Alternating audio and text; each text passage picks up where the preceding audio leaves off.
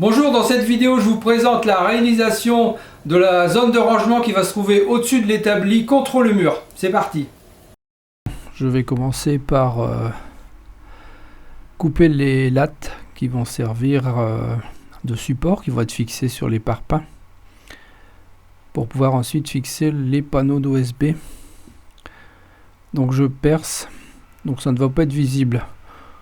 Donc je perce et je fraiserai par la suite directement avec une fraise, puisque même si mes trous ne sont pas bien ronds, c'est pas bien gênant, c'est absolument pas visible. Donc je vais prendre mes repères sur le mur, tracer d'aplomb et faire mes trous au perforateur pour pouvoir poser les fameuses chevilles mollies. Je vous mettrai le lien au-dessus de la présentation de ces chevilles que j'utilise depuis un moment et qui fonctionne super bien pour ce genre de fixation solide. Voilà, coup de fraisage pour que les têtes de vis rentrent dans le bois. Et puis voilà, c'est posé. Je vais pouvoir de cette façon faire les réglages. Réglage d'aplomb, réglage d'alignement et que les trois barres soient bien alignées. Là, un petit coup de rabot sur une parce qu'il y a un parpaing qui dépasse, donc je dois lui faire un petit lifting pour l'amincir. Je vais prendre une fraise maintenant qui fait un peu plus d'1 centimètre pour me faire des raccordements de panneaux très propres. Donc je vais faire une rainure de chaque côté assez précise parce qu'il faut que le panneau finisse à ras, donc il faut y aller tout doucement quand on fait des doubles rainures de cette façon. On y va par tâtons. Et puis quand on veut rectifier la hauteur, on y va tout doucement parce que comme on passe une fois sur un panneau, une fois sur l'autre, si on en enlève trop, après c'est pas bon, l'épaisseur est trop restreinte. De cette façon, les panneaux ne sont plus bien assemblés. Vous allez voir à la fin de toute façon. Voilà ce que ça donne. Donc là, si c'est pas bien à ras, je vais devoir retirer un peu de matière encore, mais je vais retirer sur les deux, donc je vais multiplier par 2 ce que j'enlève. Donc il faut enlever très peu à la fois. C'est là que je voulais en venir, si j'étais pas très clair avant. Donc voilà, je modifie un peu et je fais une passe. Donc ça c'est sur un morceau de panneau de contrôle, de test, pour moi pouvoir vérifier si tout est bon, parce qu'une fois que le réglage est fait, après terminé, je peux y aller sans problème. Voilà, je les mets bien à plat, je les assemble et si c'est bien à ras, je vais pouvoir passer à la production du reste, et c'est le cas. Voilà, donc là vous m'avez vu faire les réglages de la défonceuse pour faire la rainure qui va se trouver sur le haut du panneau, pour pouvoir mettre les morceaux de panneau que je vais compléter puisqu'il n'est pas assez haut, pour éviter d'avoir les panneaux bout à bout. Je vais avoir les panneaux qui vont se croiser de cette façon. Voilà, moi c'est plus propre, ça évite les ondulations et ça tient bien. Donc je vais faire la même chose donc sur le grand panneau. Ça c'était un panneau test, c'était pour pouvoir faire les réglages, parce que c'est assez... comme je fais une rainure sur les deux panneaux, quand je fais un réglage, je dois aller tout doucement parce que j'enlève un petit peu de chaque côté. Donc si j'enlève trop, je vais raboter trop de matière.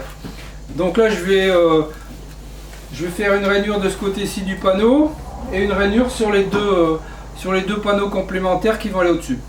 C'est parti. Et c'est parti donc sur le panneau. Donc je fais une rainure tout du long, ce qui va me faire une ligne droite superbe. De cette façon, les deux panneaux raccordés, ça ne se verra quasiment pas. Je préfère ça que mettre les panneaux bout à bout. C'est ce qu'on fait souvent d'ailleurs, mais c'est pas top parce que les panneaux, pour peu qu'il y ait un panneau qui a tendance à vouloir se voiler, là les deux panneaux sont fixés ensemble et ça ne bouge pas de cette façon. Vous verrez à la fin comment ça fonctionne. Alors, vous voyez là, je serre ma pièce de bois, mais je ne me contente pas de mettre un serre-joint, j'en mets deux. Si j'en mets qu'un, ma pièce de bois, au moment où je vais pousser, elle va partir de biais. Donc pensez toujours à bien assurer vos pièces de bois quand vous travaillez à la défonceuse, parce qu'une pièce de bois qui se barre, et c'est vous qui partez avec. Voilà, donc c'est bien ajusté, et c'est top comme ça, vous voyez, ça vous fait quelque chose de propre. Bon voilà, mes rainures sont terminées, je vais pouvoir poser le panneau, donc j'ai posé mes lattes. Calé, vissé, d'aplomb et alignées par rapport entre elles, pour pas que ça balance entre deux. J'ai posé un serre-joint ici de chaque côté qui dépasse. De ce fait là, ça va maintenir le panneau que je vais poser puisque je suis tout seul pour le faire. J'ai tracé mes lattes pour les retrouver après, pour pouvoir faire un trait, mettre mes vis pour visser tout l'ensemble. Et puis je vais poser ça tout de suite. On va essayer de pas se casser la figure. Ne riez pas. Je mets mes gants pour trimballer le panneau parce que les bords de panneau sont plus ou moins coupants, on va dire. Mais n'utilisez jamais vos gants pour utiliser une scie circulaire, pour utiliser une défonceuse, n'importe quoi. Les gants se servent qu'à transporter le panneau. Dès que vous avez terminé de transporter le panneau, quand vous devez utiliser les machines, vous enlevez vos gants. Parce qu'un gant, quand il se prend dans une machine, quand le gant se prend dans la lame de scie, quand le gant se prend dans la fraise de défonceuse, dans la scie sauteuse, c'est toute la main qui y passe. Tandis que quand vous coupez, vous coupez le doigt, malheureusement ça sera le doigt, mais vous gardez le reste de la main. Avec un gant c'est mort, avec un gant tout y passe. Votre gant c'est de la fibre, les lames s'accrochent là-dedans à rafole de cette fibre, ça s'accroche, ça vous entraîne et vous ne pouvez plus retirer la main puisqu'elle est dans le gant.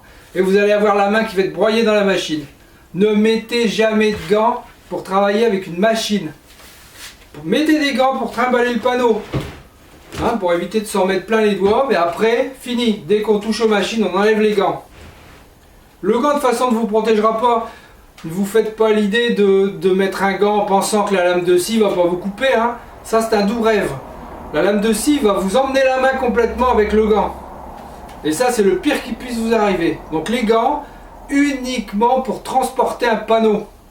Du bois, des briques, des trucs, n'importe quoi. Dès que vous prenez une machine qui a un système de tranchant au bout, peu importe que ce soit la défonceuse, la scie circulaire, la scie sous table, ne mettez pas de gants. C'est totalement dépassé. C'est avec ça qu'on a le plus grave accident. Parce que là, au lieu de perdre un doigt ou de perdre un petit bout de doigt parce que vous êtes coupé, vous perdez la main complètement. Méditez ça. Bon allez, on va le mettre dessus. J'ai mis des butées. J'ai tracé où se trouve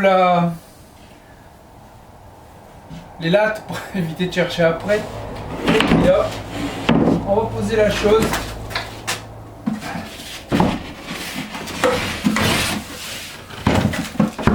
Hop.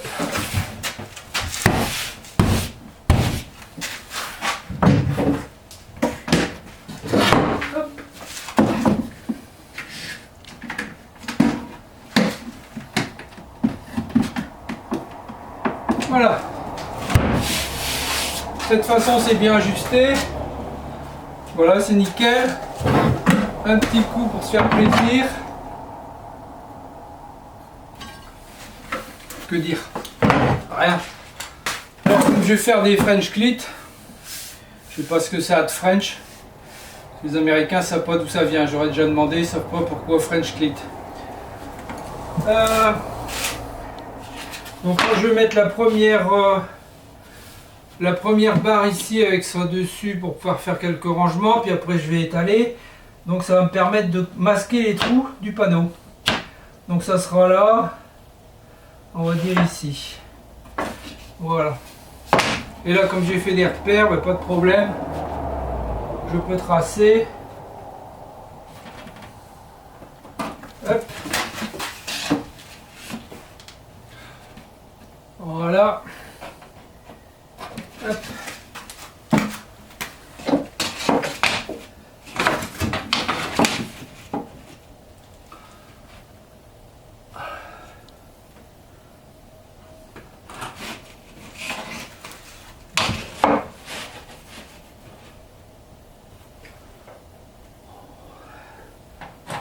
Voilà, moi j'ai ma première rangée de vis qui peut être mise. Ça évitera au panneau de tomber cette nuit.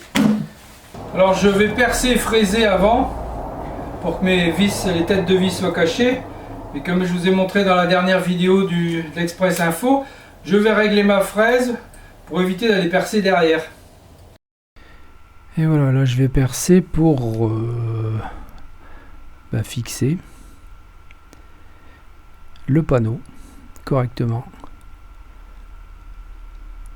Je fraise avant bien sûr et je fixe le panneau, comme ça les vis seront cachées derrière les lattes.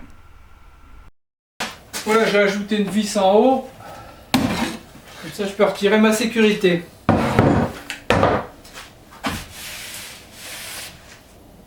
Voilà, donc dès que c'est vissé, je vais pouvoir enlever mes supports qui sont en dessous et l'établi va pouvoir venir à ras du fond.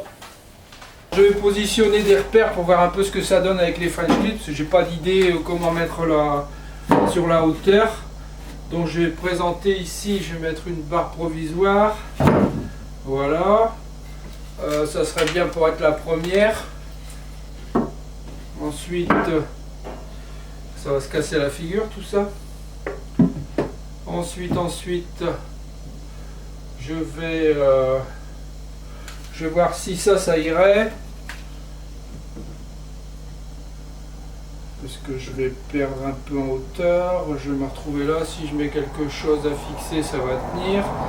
J'ai beaucoup d'espace qui me permettront de vraiment me mettre au niveau que je veux.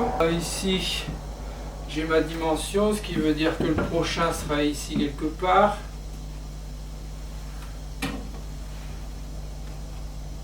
Je sais pas ce que vous en pensez, mais ça serait pas mal là. Ça serait pas mal. Donc 1, 2, 3. L'autre va être là. 4, 5, 6, 7, 8. Bon, c'est largement suffisant. Je vais pas aller jusqu'en haut. Je vais pas aller jusqu'au plafond. Donc ça devrait être pas mal comme espacement. C'est parti en accéléré, travail répétitif, équerre à combinaison, comme ça mes lattes seront positionnées au bon endroit. En fait, c'est pas pour poser mes lattes, c'est juste pour pouvoir fixer mon panneau et que les vis seront masquées ensuite par les lattes du French clit. Voilà, de cette façon, les lattes vont masquer toutes ces vis et j'aurai quelque chose de propre où on ne verra pas les vis. Donc je repère à l'avance l'endroit où je vais mettre mes lattes pour que ce masquage soit au bon endroit. Voilà, maintenant que c'est fixé, je vais couper le panneau du haut, les panneaux, puisque je fais avec des chutes. J'utilise un panneau complet, donc je l'ai coupé à un bout et dans l'autre sens pour que les fibres du bois soient dans le même sens. Sinon, si je le mets n'importe comment, ça risque de se voir après. Même si les fibres sont panachées, je risque quand même de voir que le panneau n'est pas dans le bon sens. Voilà, j'enlève les excédents de matière qui gênent au passage des sabots du gîtage, des sabots des 823. Donc j'enlève de cette façon. Vous voyez, j'ai posé un tasseau derrière en acajou là. Ça me permet d'avoir une lame qui tient bien droit, de couper bien droit et de ne pas partir dans tous les sens. Et de plus, ça empêche la lame de vibrer. Quand vous avez votre lame qui en appuie, comme maintenant, voilà, la lame ne vibre plus.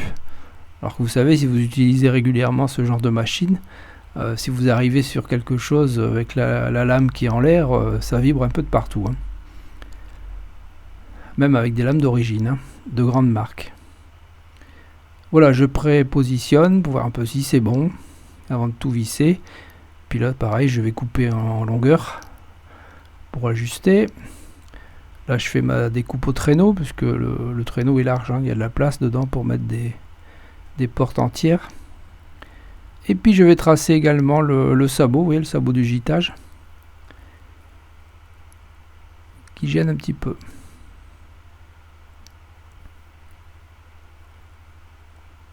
Voilà, c'est juste, c'est bien assemblé. On va voir avec l'autre ce que ça donne.